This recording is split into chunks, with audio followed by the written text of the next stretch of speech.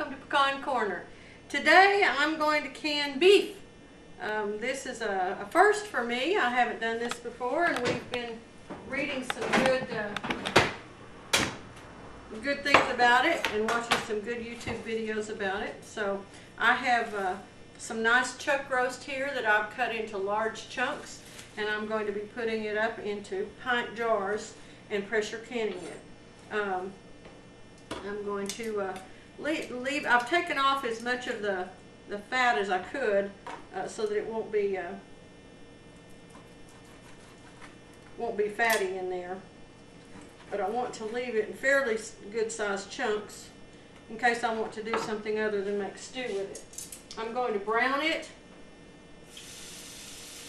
just lightly. I don't have to cook it all the way, but I want to brown it so that it has some nice color and that little bit of flavor that will come from nicely browned meat.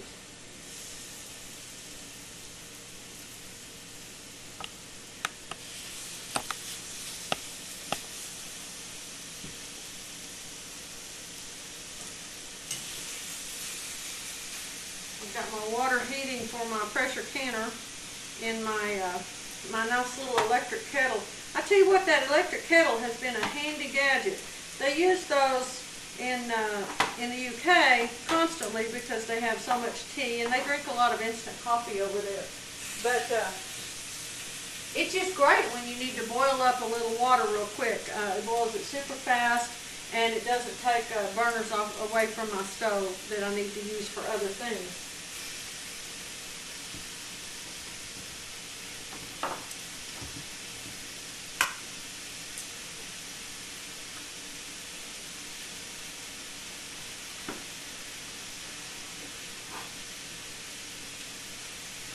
My jars have been sanitized, and they're sitting in the dishwasher staying hot and wet.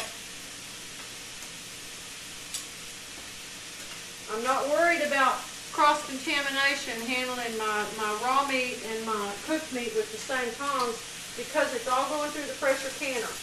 I might do that a little bit differently if I were cooking it to eat.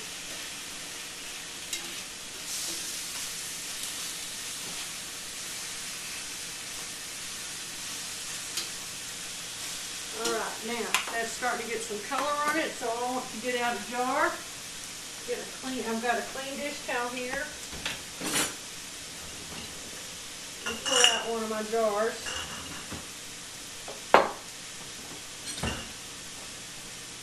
I already have some hot water in my canner so that when I set my jars in there, it'll keep them hot. Now I'm just going to add my meat. I'm packing it loosely. I don't want to pack it too tight. Then I'm going to add some boiling water from my electric kettle after I add some salt.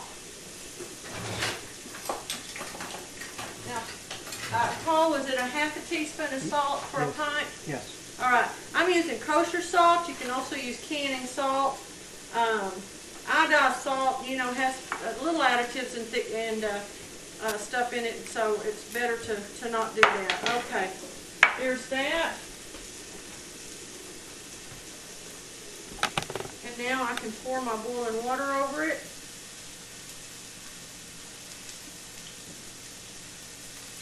Leave a ½ inch headroom. I'll save some of that boiling water because I'm going to need that for this other one. Get another piece, some more meat in there to cook now that I've got some space.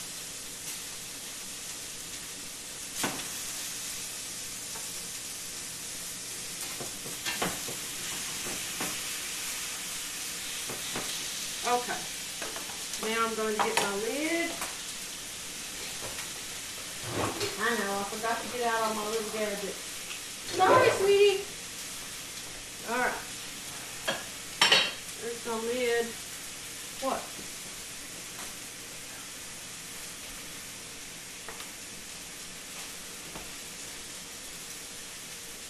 Going to use paper towel. Alright.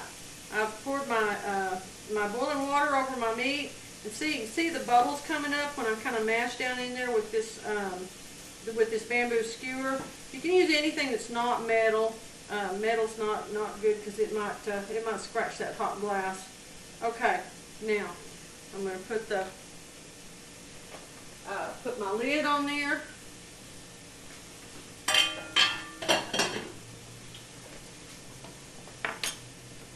Put my ring on there. I don't have, my hands are sensitive to the heat, so I have to hold it with something to get it tight. Make it tight, and then I'm going to set it down in the canner that already has a quart of hot water in it, and get my water boiling again for my next jar. Looks like these are about, that brown will make this have some nice color on it, and it'll also add flavor to this canned meat. Whereas if we canned it raw, did a raw pack on it, it wouldn't have quite the same flavor.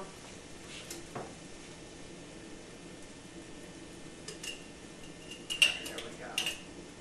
2 big chunks, and I'm going to put some little ones down to the side of there.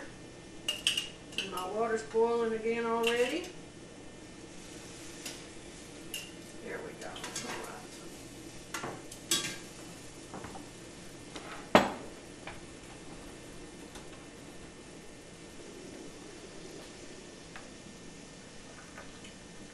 And I'm going to put my salt in.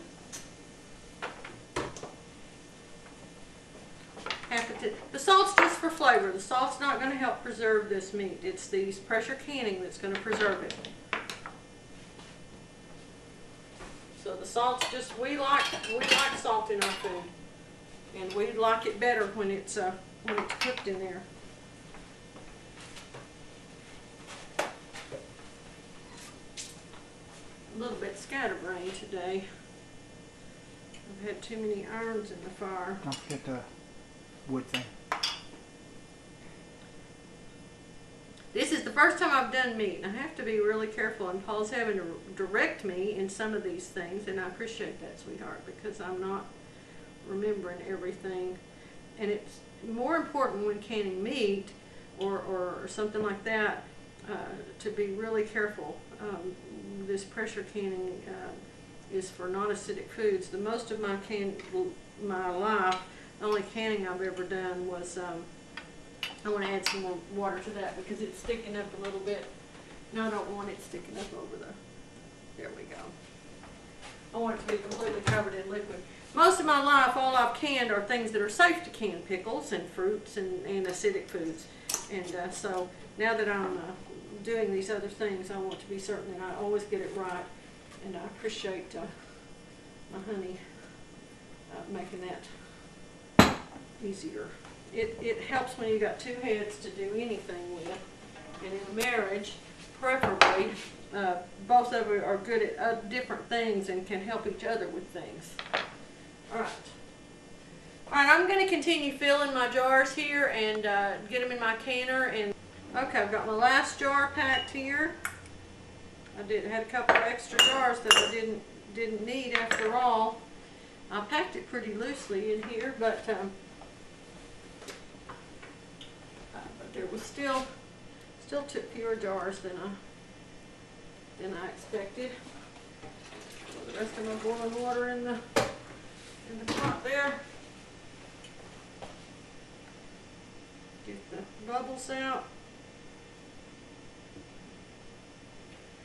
I'm going to follow the recommendations of the National Center for Home Food Preservation and the instructions that are in the book that came with my canner.